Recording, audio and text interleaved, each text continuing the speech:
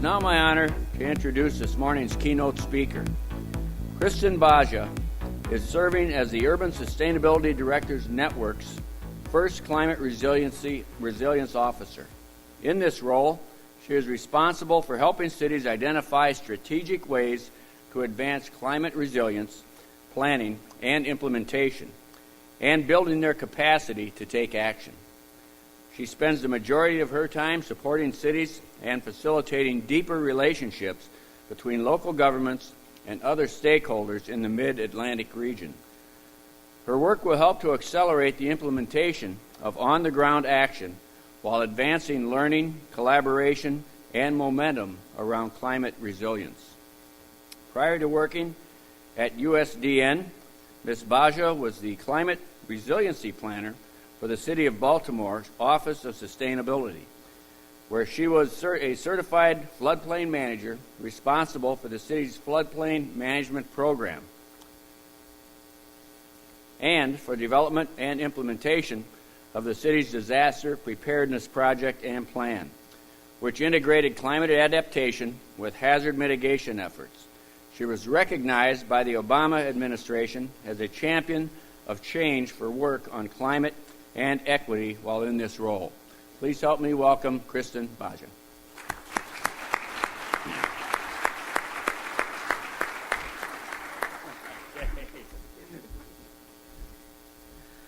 All right, well, thank you, Mr. Mayor, and thank you to the amazing staff in Dubuque and to all of you for getting up this morning and being here. It's really exciting. I thought we might just have a couple tables, so this is awesome to see everyone.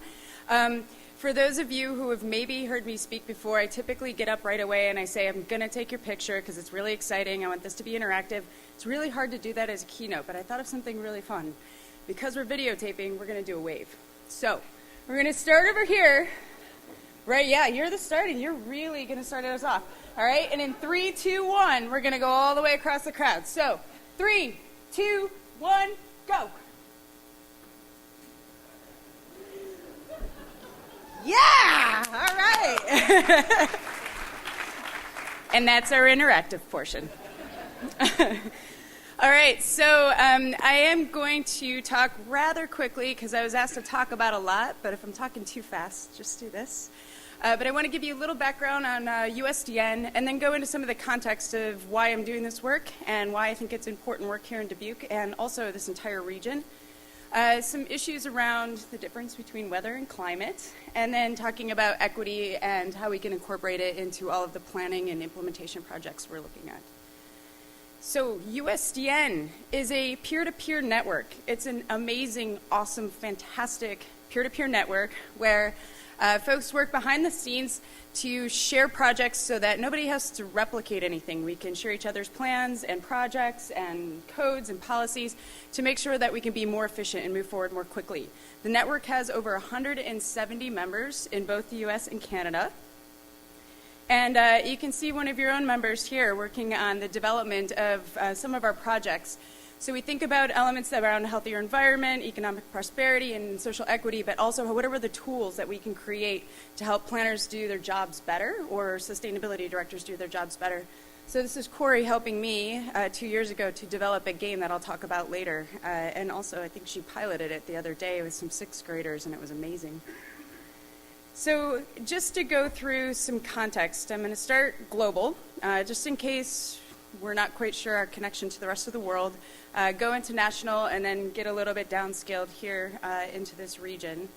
This is the first time I've tried ever embedding into a PowerPoint, but hopefully this works. This is a NOAA visual that shows the average global surface temperatures of the world starting in 1880. You can see it says blue, blue, blue, blue. We hit about 1950, 60, and then you're going to see something change where those average temperatures stay yellow all year round and then become red and more red. And they're like this right now. And again, these are average global surface temperatures, and that's a real concern, a real issue, and one of the reasons that I think this work is so important. All right, getting past it was the hard part. And one of the things I actually heard on my cab ride from the airport was, isn't this just natural? Isn't this just a regular variation in the Earth? And so this visual actually shows you, yes, there are natural variations in the Earth's temperatures, certainly. But if you look, those are the natural variations there, coming all the way from before 400 up to about 1800, where it shows even our medieval warming period and our little ice age. And you can see that it doesn't go too dramatic. But then you can see towards the end, see how we're all the way up at the top there? It's no longer natural.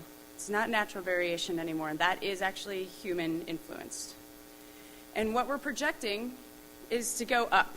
No matter what projection you use on here, it doesn't even matter if you use the very bottom, it's getting warmer, and it's going to continue to get warmer. So just keep that in mind.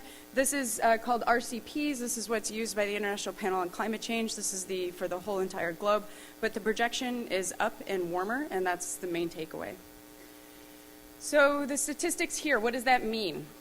Well, precipitation is projected to increase, and that's mostly going to be in the frequency of heavy downpours. I think you've seen that happening already, and it's going to continue to happen. We're going to see more intense storms. Temperatures are going to increase. We're going to see greater number of days over 95 degrees. It's real hot. And we're going to see more frequent and intense heat waves that are expected. And then air quality, it's already poor in parts of the Midwest, but it's projected to get worse as we see these temperatures rising. And the worst part, this is the one I put at the very bottom because I personally don't like to talk about it as much, but it's about disease carried by insects and rodents and how much worse those are going to get.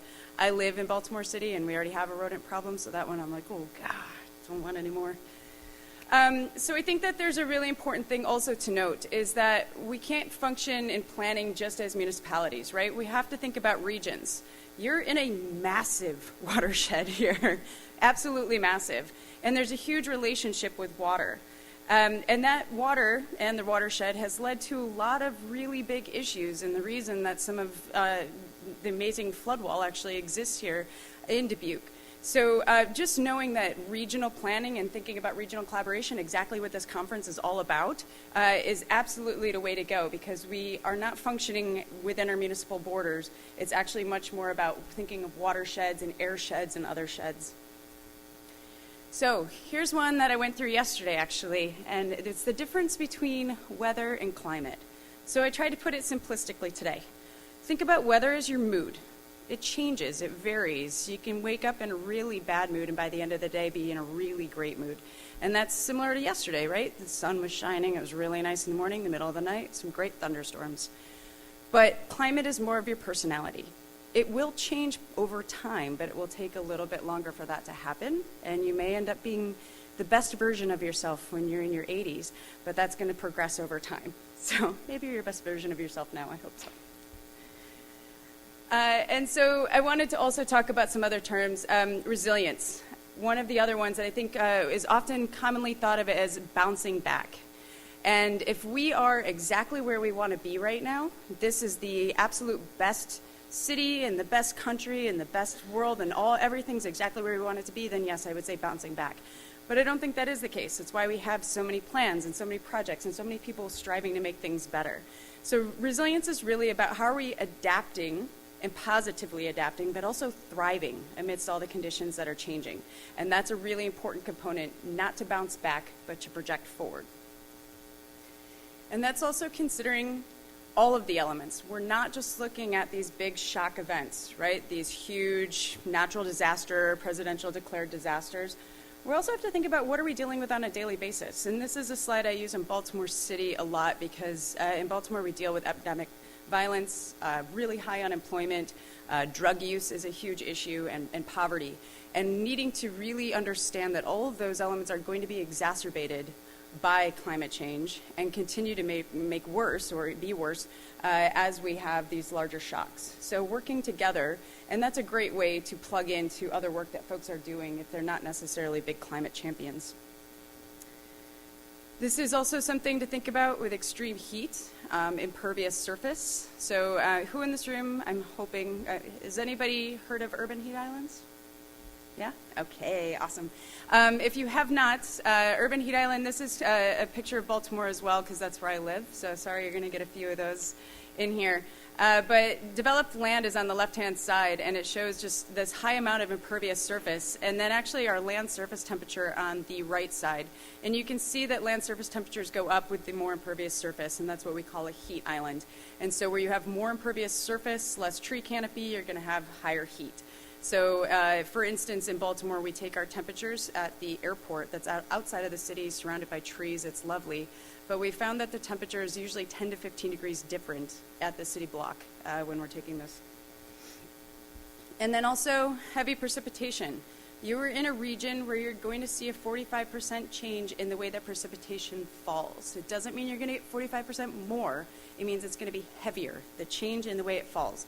Heavy snows and blizzards, you've had a few of those recently. I think I heard about one that was 14.2 inches in 2012. That seems like a lot to me. Flash flooding, obviously a huge issue in this area. And then these big windstorms or derecho storms that come through and also bring about sort of the wind and rain at the same time. So these bigger events.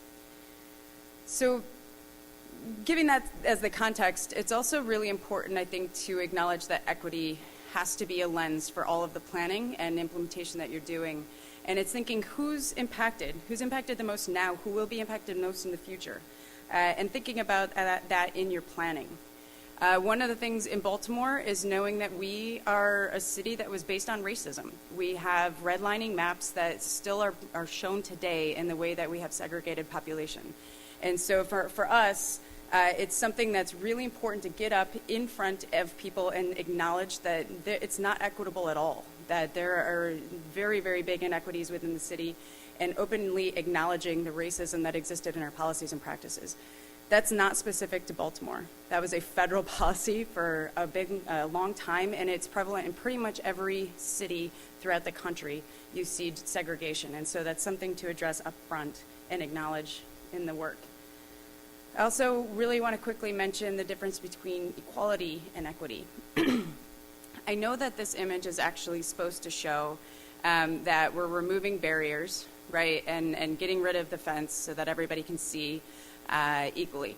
But I actually really don't like this image either, and I haven't found one I do like yet. And the reason being is all three of the figures are not equal from the beginning. We're already assuming that somebody is lesser and that they're not then equal as an individual. Yes, we're removing the barriers, but if you look at the height of the three people, it's assuming that somebody's worse off or somebody is a worse individual. So just to keep in mind that when we're thinking about people, think about ourselves the same way and come at it from empathy, a space of empathy.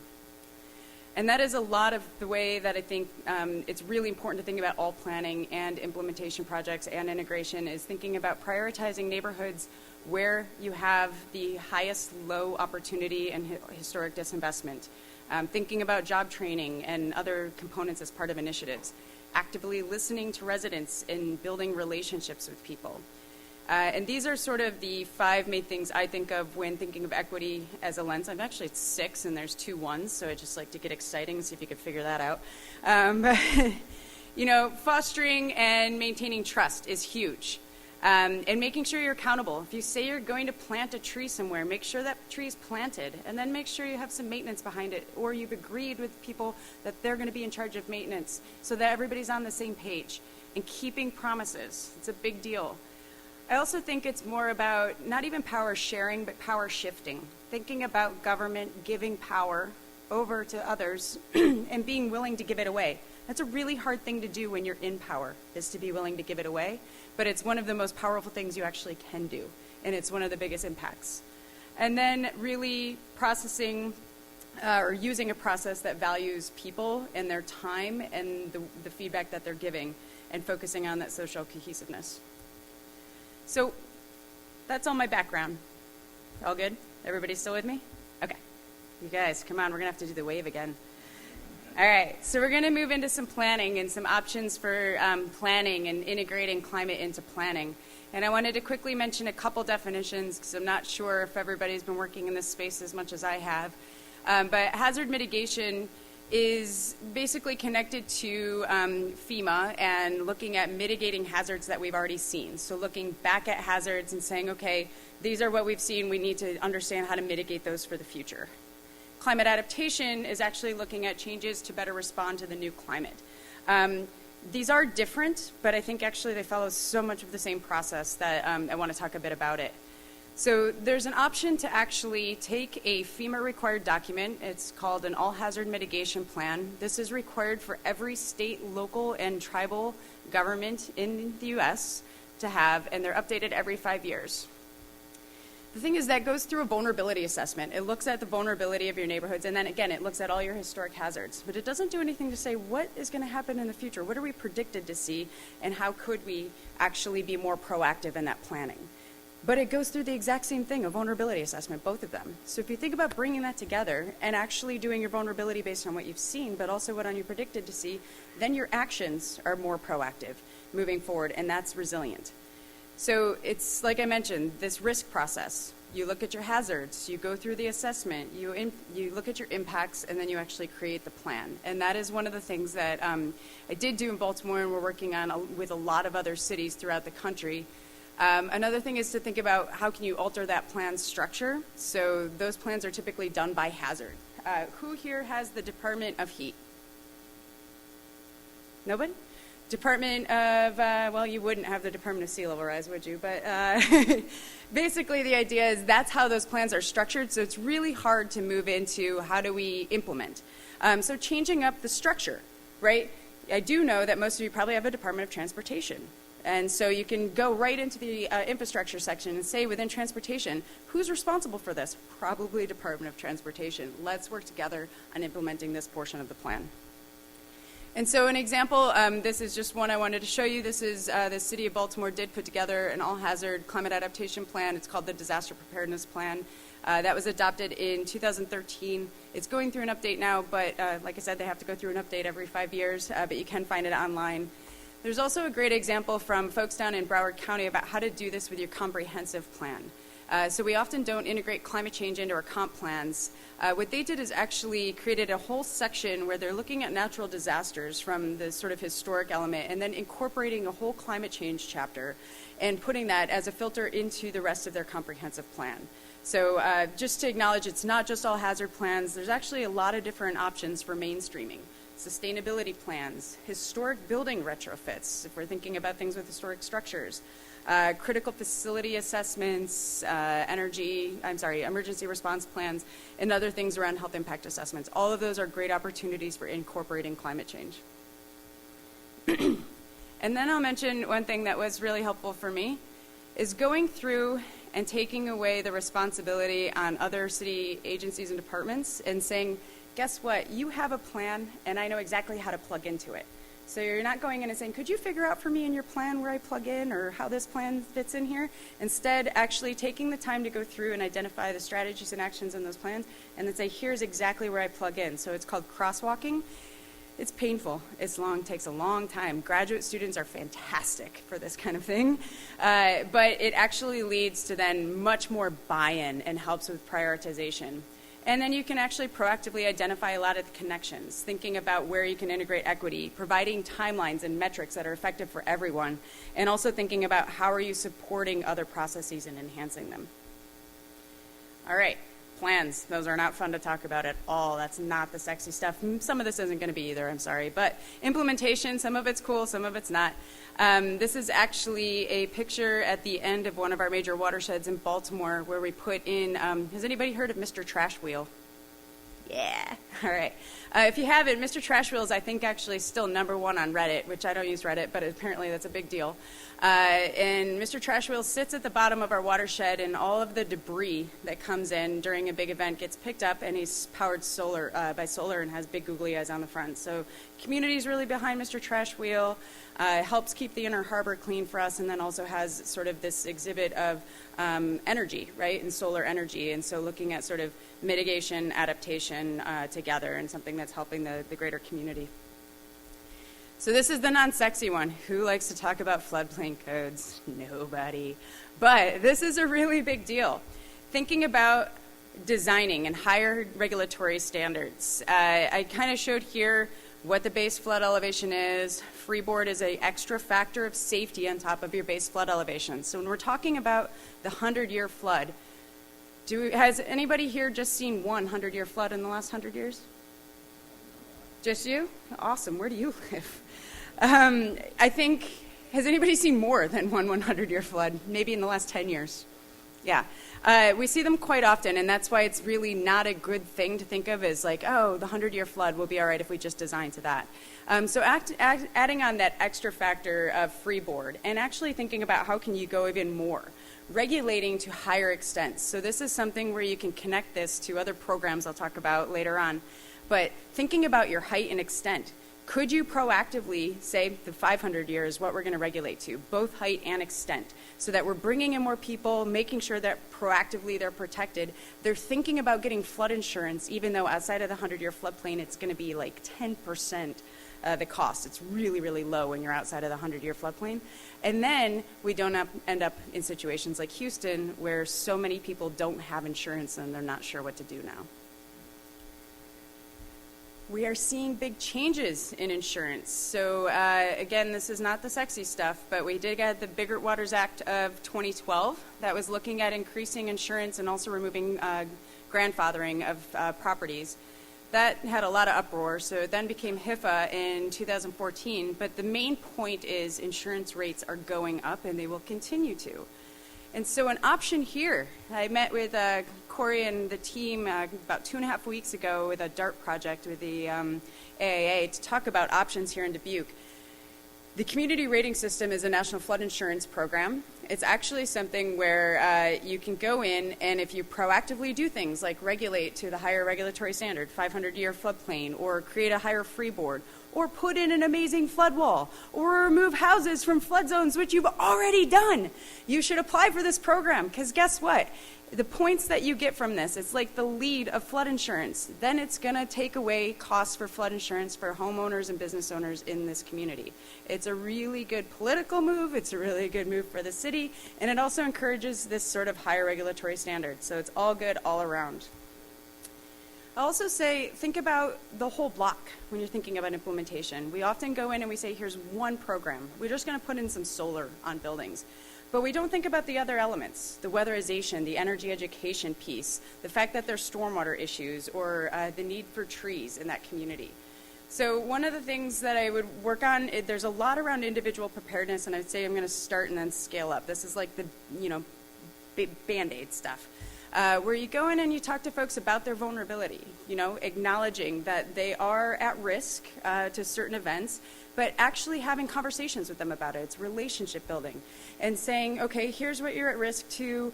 Here are the elements. Tell me stories. Have you had these impacts before? What has that meant for how you're getting around, who you're able to meet with, what your kid's school is like? And then working with them to build emergency plans for themselves and their families, build emergency kits in the moment, and then also to think about ways they can help each other. Is somebody at home on dialysis that's going to need help?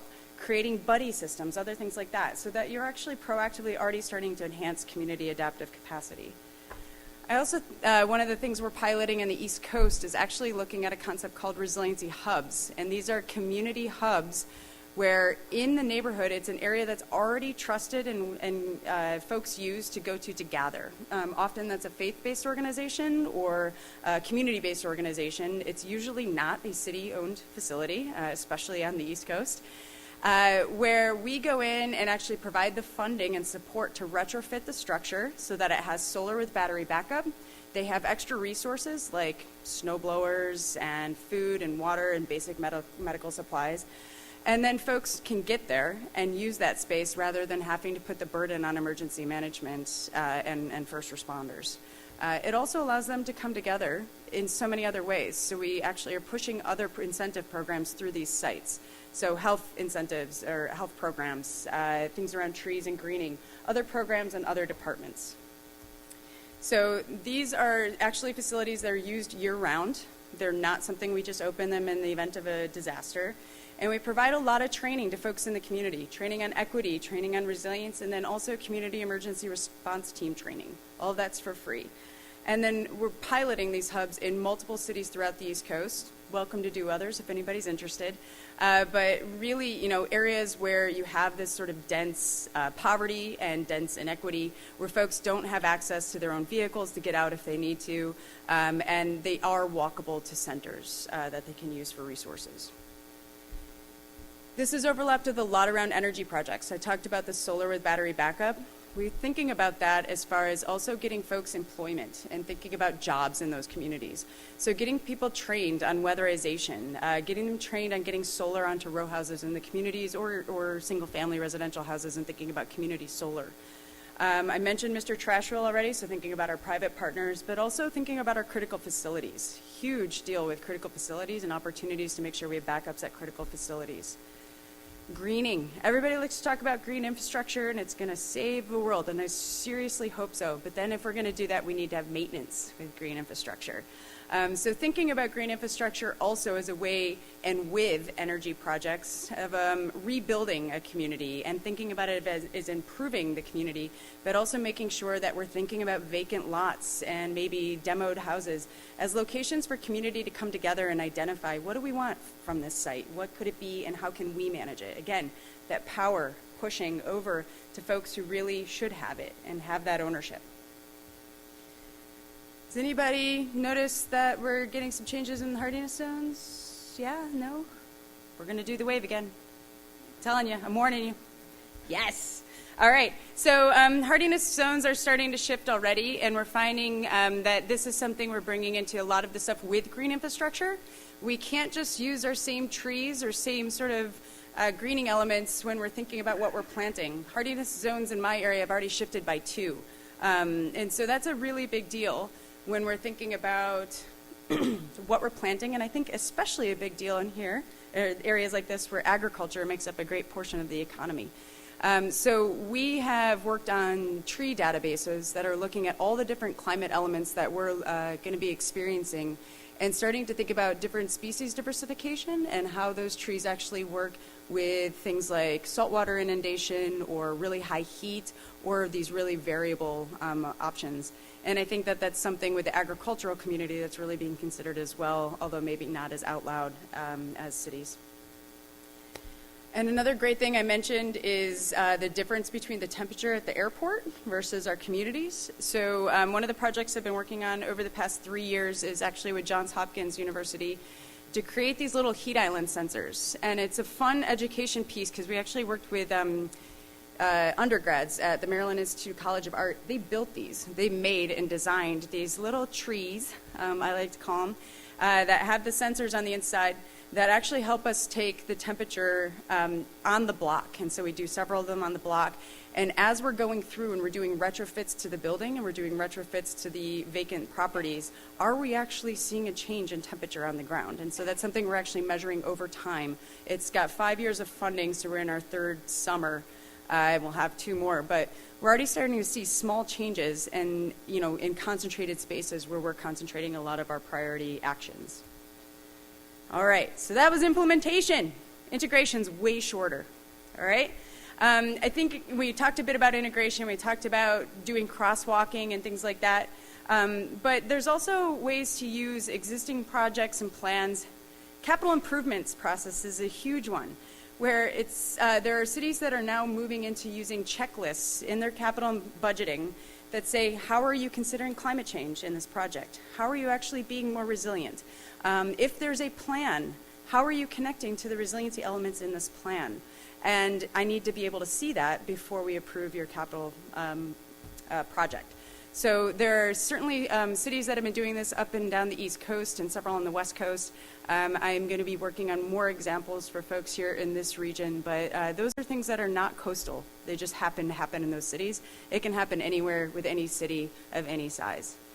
Also, I know that Erin is here for STAR Community Rating System, and that has been a really good sort of large management process that really shouldn't be called the sustainability system. It's more of a city manager system because it's looking at sustainability throughout the board, and I think it's also really thinking about equity and climate and how are these all integrated together. So really plugging into STAR and the STAR community rating system, and I know a lot of you are STAR members or thinking about being STAR members.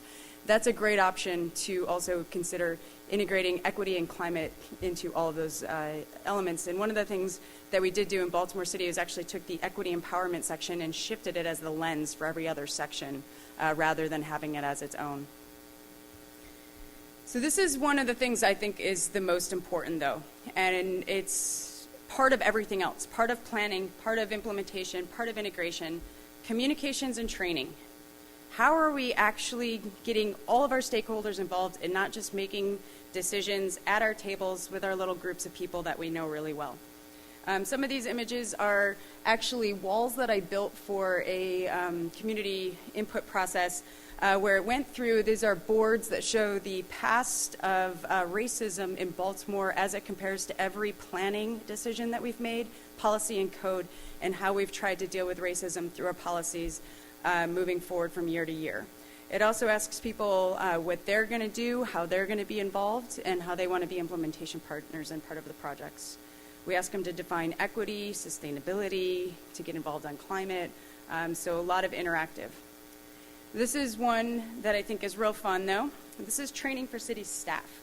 Part of USDN Innovation Fund grant was to bring together, and I think I showed that picture of Corey earlier, bring together city staff to help create something for training other city staff. So going in and being able to work with your stormwater or surface water managers, your Department of Transportation, and have them understand, why is climate really important to me? So we made it more of a game, because really, if you're going to sit inside of a room for a few hours with some friends, it should be around a game, right? You can't always play Cards Against Humanity, so we thought training with Game of Floods would be even better. And this is a game where you sit and you identify your assets. There are 24 assets on the board, and identify how those assets are going to be impacted based on certain climate scenarios. Everybody is given a team scenario. So right now, because it is flooding, we dealt with sea level rise and flooding, but we're moving into actually heat and flooding and getting away from just coastal. Everybody's given a role, and often we change those roles up. So you know, somebody in this room would be the mangrove manager or the head of the homeowners association or in charge of the wastewater treatment plant, and get you out of your comfort zone and thinking about that asset and how important it is. And then you get the condition cards for all those assets, and you have to go through and really go through a vulnerability assessment as a team. And one of the fascinating things is I have found engineers often forget that they're people, and planners often forget that there are bridges and other things that we need to use to get from place to place. So it's really good to bring folks together, and I think it would be great to talk to Corey about how it went with sixth graders if you get a chance.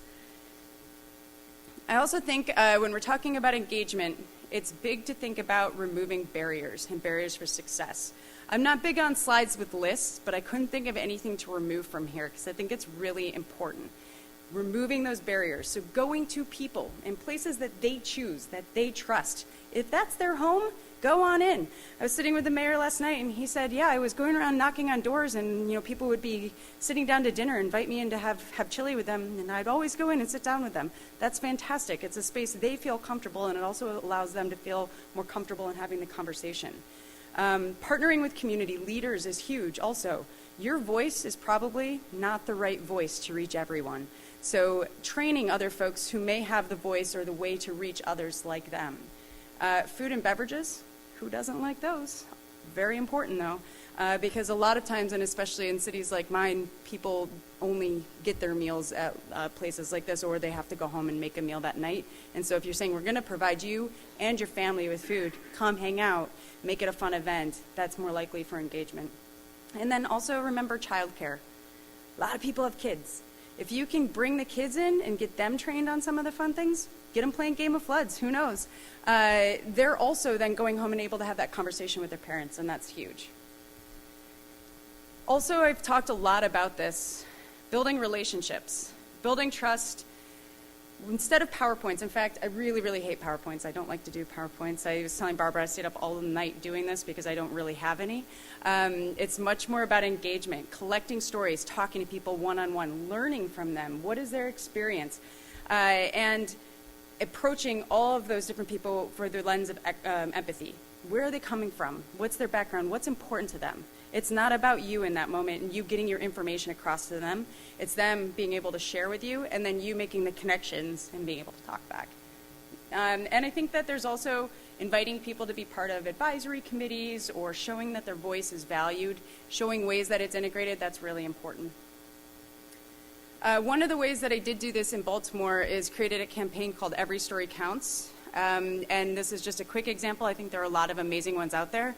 But this is something where we didn't call out any good city projects. In fact, we ignored everything we were doing in the city and called out all the great things that members of the community were doing without any funding support and kind of on their own. And took a picture of them and had them tell in their own words what their story is. Why were they doing that? Why were they working to make their community more resilient and sustainable? And then we would post those up and also print them and put them around. And that really helped with identifying champions in the community without necessarily giving them an award. So that was a really great campaign that I really enjoyed. And then a big piece was also, like I mentioned, your voice is often not the best voice. I think that's true for most researchers, most institutions, probably most city government people. And so we created something called an ambassador network, and I think that would work really well in a lot of cities here. We're going through and identifying folks in community and having them bring their friends or other folks that they think would be really interested in engaging and training them on equity, training them on resilience, training them on sustainability, and having them go out and recruit people who might be interested. It's smart to bring in small stipends, or what we did is provided a gift card for them to do something within their community, like host a block party or bring in pizza or something like that, but valuing their time and effort and then asking them to engage people. And like I mentioned, we provided them with tools, surveys, other things for engagement. I'm happy to give people more background on that if you're interested in the ambassador program. We also worked a lot on building curriculum with institutions, thinking about involving our universities. So actually worked with Morgan State University to develop a curriculum with 6 different university departments around building resilience in a community. That was a really successful project that's led to more integration of resilience into their curriculum every year. And then I think, huge, involve kids, right? Who's coming up next? Who's going to be really important? Kids. So we've got to do things to get them involved. And usually it's tricking them into really enjoying it, right? Come plant this thing, come do this, play, pin the item on the turtle. We also, created a mascot because we actually thought it was going to be really great for kids to understand, like a turtle carries its home on its back, it's adaptable to all these different situations, land and water. It actually ended up being that adults love turtles so much more than kids that we had to bring it around to all of our events because they were like, where's Turtle? So options like that as well. And then I'll just mention, it's really important. I didn't get into all the awesome, amazing partners, but to also know with your advisor committees, when you're coming together, all your different partnerships, that networking, that engagement, it goes beyond just residents, but it needs to be with everybody. So approaching each partner differently, thinking about, again, what's the empathy lens, where are they coming from, and how can you connect with them best? That's going to be most important. So I want to thank you all for having me. Thank you to all the folks here in Dubuque. It's been fantastic. What an amazing city, and I really appreciate everyone.